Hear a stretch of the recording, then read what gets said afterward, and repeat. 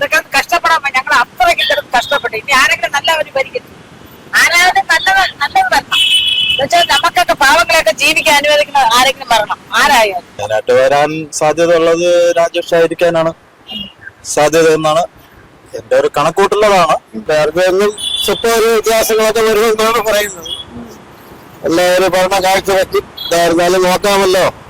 IPS ആയി കഴിഞ്ഞാലുള്ള ഉപയോഗം നമ്മൾ ഇരുന്ന് നമ്മളെ പാവങ്ങൾ ആരെങ്കിലും ചെന്നൊരു കാര്യം പറഞ്ഞാൽ അവര് അംഗീകരിക്കൂല. പക്ഷെ രാജേഷ് ആണെങ്കിൽ എല്ലാ കാര്യങ്ങളും പാവങ്ങളുടെ കാര്യങ്ങളൊക്കെ കേട്ട് നല്ല രീതിയിൽ പോകുമെന്നാണ് എന്റെ ഒരു കണക്ക് കൂട്ടല്. പാവങ്ങളുടെ കാര്യം കേൾക്കാനുള്ള താല്പര്യമുണ്ട്, എങ്കിലേ ഇത് മുന്നോട്ട് പോകുള്ളൂ.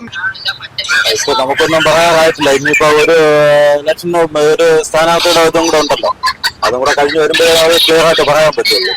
ഇപ്പൊ നമുക്കിപ്പോ കൃത്യമായിട്ടുള്ള ഒരു ഇത് പറയാൻ പറ്റില്ല. ഇപ്പൊ 50 കൗൺസിലർമാരാണ് BJPയെ സംബന്ധിച്ചിട്ടുള്ളത്. അപ്പം അതിലുള്ള പ്രധാനികൾ എന്ന് പറയുന്ന അല്ലെങ്കിൽ സാധ്യതാ ലിസ്റ്റ് എന്ന് പറയുന്ന 3 പേരുടെ പേരാണ് കരമന അജിത്ത്, അതുപോലെ തന്നെ R ശ്രീലേഖ, VV രാജേഷ്. ഇവര് 3 പേരിൽ ആരെങ്കിലും ഒരാള് സ്ഥാനാർത്ഥിയായിട്ട് വരും എന്നൊക്കെയാണ് പറഞ്ഞു കേൾക്കുന്നത്. അതിനായിട്ട് വരാൻ സാധ്യത ഉള്ളത് രാജേഷ് ആയിരിക്കാനാണ് സാധ്യത എന്നാണ് എന്റെ ഒരു കണക്കൂട്ടുള്ളതാണ്. പിന്നെ ഇപ്പൊ എങ്ങനെയാണെന്നുള്ളത് അറിയില്ല. പിന്നെ ശ്രീലേഖ മാഡത്തിനായിരിക്കാം ചിലപ്പോ അവര് തെരഞ്ഞെടുക്കുന്നത് അവരായിരിക്കാം. പക്ഷെ അത് നമ്മുടെ വിഴിഞ്ഞത്തുള്ള ഇലക്ഷനോട് കഴിഞ്ഞാല് കൃത്യമായിട്ടുള്ള ഒരു ഇത് പറയാൻ പറ്റും. ഇപ്പോ ഈ ആരാണെങ്കിലും ഇനി മുന്നോട്ടുള്ള ഒരു പ്രതീക്ഷ എങ്ങനെയാണ്? അതായത് ഇപ്പോ സാധാരണക്കാരെ സംബന്ധിച്ച് മാറ്റങ്ങൾ വരണം എന്നുള്ളത് തന്നെയാണല്ലോ. വികസനമാണ് BJPയുടെ പ്രധാനപ്പെട്ട മുദ്രാവാക്യം എന്ന് പറയുന്നു. അപ്പൊ അതിലൊരു മാറ്റം ഉണ്ടാകാൻ സാധ്യതയുണ്ടോ? എങ്ങനെയാണ് മുന്നോട്ടുള്ള പോക്കിന് വന്നിരുന്നാലും ജനങ്ങൾക്ക് നല്ലത് ചെയ്യുന്നവരാണെന്നുണ്ടെങ്കിൽ വീണ്ടും അധികാരത്തിൽ വരും. അല്ല എന്നുണ്ടെങ്കിൽ വീണ്ടും ജനങ്ങൾ മാറി തന്നെ ചിന്തിക്കും. അങ്ങനെ പറഞ്ഞത് കൊണ്ട് ചോദിക്കുകയാണ്. അപ്പോ ഇതിനു മുമ്പുണ്ടായിരുന്ന ഭരണത്തിലെ പിശകുകൾ ഉണ്ടായിരുന്നോ എന്ന് തോന്നിയിട്ടുണ്ടോ? പലർക്കും പല അഭിപ്രായമാണ്.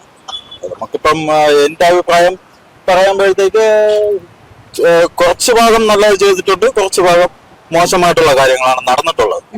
അപ്പൊ അതുകൊണ്ട് ആര് വന്നിരുന്നാലും നല്ലത് ജനങ്ങൾക്ക് വേണ്ടി നല്ലത് ചെയ്യുക, അത്ര മാത്രമേ ഉള്ളൂ.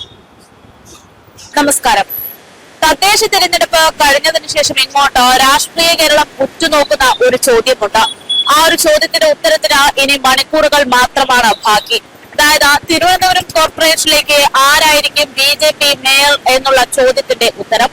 നിലവിൽ തദ്ദേശ തെരഞ്ഞെടുപ്പ് കഴിഞ്ഞതിന് ഇങ്ങോട്ട് 3 പേരുകളാണ് പ്രധാനമായിട്ടും ഈ വിഷയവുമായി ബന്ധപ്പെട്ട് ഉയർന്നു കേൾക്കുന്നത്. VV രാജേഷ, കരമന അജിത്ത്, അതേപോലെ തന്നെ R ശ്രീലേഖ. ഇവർ 3 പേരിൽ ആര് എന്നുള്ള ചോദ്യം അത് എങ്ങനെയാണ് പൊതുജനങ്ങൾ നോക്കിക്കാണുന്നത്? തിരുവനന്തപുരം കോർപ്പറേഷന്റെ മുന്നോട്ടുള്ള ഭരണത്തിൽ എന്താണ് അവരുടെ ഒരു പ്രതീക്ഷ, ആവശ്യങ്ങൾ എന്നത് ജനങ്ങളോട് തന്നെ ചോദിച്ചറിയാം. എന്തെങ്കിലും പ്രതീക്ഷകളുണ്ടോ? നിലവിലുള്ള ഭരണത്തിൽ ഒരു മാറ്റം ഉണ്ടാവും തോന്നുന്നുണ്ടോ? ഒന്നും പറയാനില്ല. ഇപ്പൊ ഇതൊക്കെ കഷ്ടപ്പെടാൻ ഞങ്ങൾ അത്രയ്ക്ക് ഇത്രയും കഷ്ടപ്പെട്ടു. ഇനി ആരെങ്കിലും നല്ലവര് ഭരിക്കുന്നു, ആരായാലും നല്ലത് വരണം. എന്നുവെച്ചാൽ നമുക്കൊക്കെ പാവങ്ങളെയൊക്കെ ജീവിക്കാൻ അനുവദിക്കുന്ന ആരെങ്കിലും വരണം, ആരായാലും. ആരാവാനാ സാധ്യത? എനിക്ക് അറിഞ്ഞൂടെ മക്കളെ, അത് പറയാൻ എനിക്കറിയാം. ആരായാലും നല്ലത് ചെയ്യണവരായിരിക്കണം വരണം. നിലവിലുണ്ടായിരുന്ന ഭരണം എങ്ങനെ ഉണ്ടായിരുന്നു? അത് എന്നെ ആദ്യം കരമനാജത്തിന്റെ പേരാണ് ഇപ്പൊ പ്രാധാന്യം എടുക്കുന്നത്. രാജേഷ്. എന്താണ് പുതിയൊരു പ്രതീക്ഷ നിലവിലുണ്ടായിരുന്നത്? വേറെയൊന്നും സ്വപ്പം ഒരു വ്യത്യാസങ്ങളൊക്കെ വരുമെന്നാണ് പറയുന്നത്. എല്ലാവരും ഭരണ കാഴ്ചവെച്ച് ഇതായിരുന്നാലും നോക്കാമല്ലോ. എല്ലാവരും ഭരണമായിരിക്കും.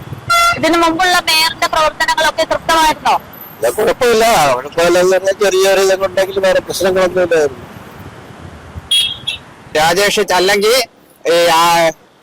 മറ്റേ IPS ആയി കഴിഞ്ഞാലുള്ള ഉപയോഗം നമ്മൾ ഇരുന്ന് നമ്മളെ പാവങ്ങൾ ആരെങ്കിലും ചെന്നൊരു കാര്യം പറഞ്ഞാൽ അവര് അംഗീകരിക്കൂല. പക്ഷെ രാജേഷ് ആണെങ്കിൽ എല്ലാ കാര്യങ്ങളും പാവങ്ങളുടെ കാര്യങ്ങളൊക്കെ കേട്ട് നല്ല രീതിയിൽ പോകുമെന്നാണ് എന്റെ ഒരു കണക്ക് കൂട്ടല്. പാവങ്ങളുടെ കാര്യം കേൾക്കാനുള്ള താല്പര്യമുണ്ട്, എങ്കിലേ ഇത് മുന്നോട്ട് പോകുള്ളൂ. മറ്റവർക്ക് പരിചയസമ്പത്തില്ല, പാവങ്ങളുമായിട്ടുള്ള ഒരു രമ്യതയില്ല. ഇതുവരെയുള്ള ഭരണത്തിൽ എന്തെങ്കിലും മാറ്റങ്ങൾ വരാൻ പ്രതീക്ഷിക്കണം. പൂർണ്ണമായിട്ട് ഇത് മാറിയ നല്ലത് വരുമെന്നാണ് പ്രതീക്ഷ. ഇനി കണ്ടറിയണം. ആര്യയുടെ ഭരണം എങ്ങനെയുണ്ട്? അത് വളരെ മോശം. പാവങ്ങളെ നമ്മൾ എന്തെങ്കിലും ചെന്ന കാര്യം പറഞ്ഞാൽ കേൾക്കില്ല, ദൂരെ ഇരുന്ന് അങ്ങോട്ട് തിരിഞ്ഞെഴുന്ന് എഴുതിക്കൊണ്ടിരിക്കും. നമ്മൾ പറയണത് പാവങ്ങളൊന്നും അവര് നമ്മളെന്തെങ്കിലും ഒരു പരാതി ചെറിയ കാര്യമായാലും എന്തായാലും കേൾക്കാനുള്ള താല്പര്യമില്ല. നമ്മൾ കയറി ചെല്ലുമ്പോഴും അങ്ങോട്ട് തിരിഞ്ഞിരുന്ന് പേന എടുത്ത് എഴുതിക്കൊണ്ടിരിക്കും. രാജേഷ് വന്നാൽ കൊള്ളാം, IPS വന്നാലും ശരിയാവൂല.